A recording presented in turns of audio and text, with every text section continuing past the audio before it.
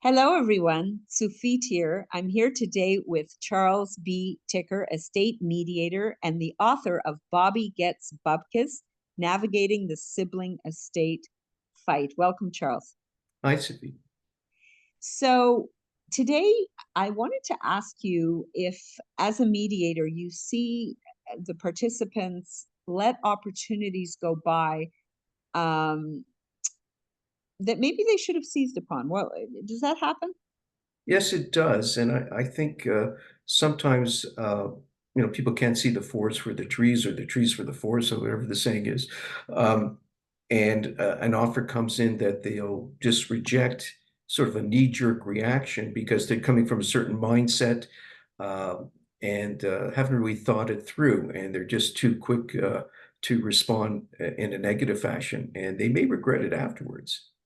Is that because they come in with like, yeah, no, I want this, and then it's like a version of this, but it's not exactly what they want? Like, how does this happen? Why does it happen? Well, I guess they come in with sort of preset idea of what's going to happen or what they want to see happen, and then something comes out of left field that they weren't maybe expecting, catches them off guard, and they don't really think it through, and so they just have this knee-jerk reaction and reject it. Hmm. And I can relate to this because this happened to me. When I was a kid, I think I learned a valuable lesson about not rejecting offers too quickly. Tell us about that. Well, I think it was in the third grade, and we had a school project. We had to do an interview of somebody. And I had in my mind, I was a huge fan of the Montreal Canadiens. I grew up in Montreal, and I was a huge fan of Dickie Moore, who was a big hockey star and Hall of Famer. And I had in my mind that I'm going to interview Dickie Moore. And I had met him actually. My uncle had taken me to a father and son dinner. He didn't have any sons in those days. It wasn't egalitarian, unfortunately, so the daughters were left out. It was a father and son thing. So anyway, he took me as his son to this dinner, and a bunch of hockey players were there, and I got to meet Dickie Moore, and I shook his hand, and I got his autograph. And about a month later, my dad got a couple tickets to a Montreal Canadiens Chicago Blackhawks game. I remember it was the Blackhawks. They were wearing these really scary looking uniforms. And I wrote a note to Dickie Moore saying, "Hi, I'm Chuck Ticker. Here's my phone number. I met you about a month ago. You might remember me. I shook your Yeah, he's hand." gonna remember you.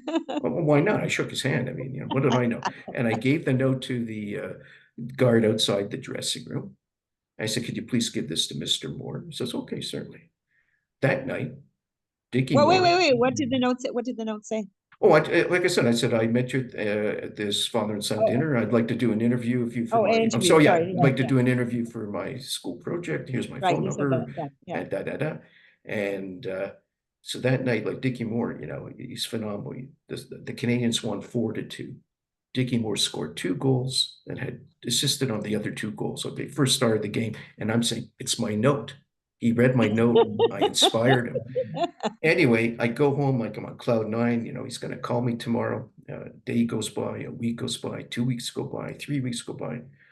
I said, the project's due. I got to do something. So I interviewed my pediatrician. Yeah, who was an interesting guy, but he wasn't my first choice. So I do the interview, then hand in my assignment with my interview with my pediatrician. About 2 months later, the phone rings. My mom picks up the phone. She says, "It's for you. It's Dickie Moore." And I go, "What? What?" So I pick up the phone. He says, "Hey, Chuck, this is Dickie. I got your note. Thank you so much. I'm really sorry. The team's been on the road. We've been busy, da, da, da. Would you still like to do that interview?" And I said, "Well, thanks, but no thanks. I already did my assignment. I interviewed my pediatrician, but thanks for the offer, but I'm going to have to turn you down." Oh my God. Bang. And to this day, I regret rejecting that offer.